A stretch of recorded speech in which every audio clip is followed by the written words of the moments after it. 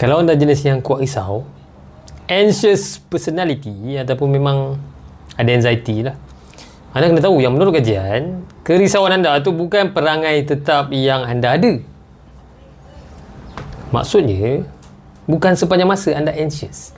Ia berubah-ubah ikut situasi, konteks, rangsangan, kekuatan dalaman.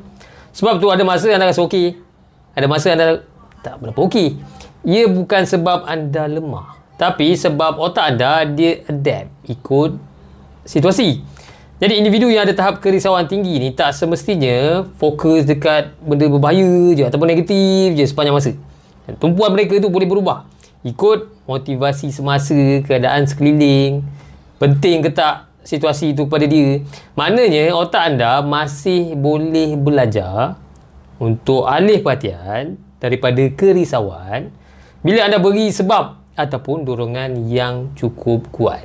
Jadi anda bukan terperangkap dalam minda yang risau sangat, anxious mind. Anda kena latih adjust semula anda punya tumpuan, rationalkan bila situasi yang mencemaskan tu datang.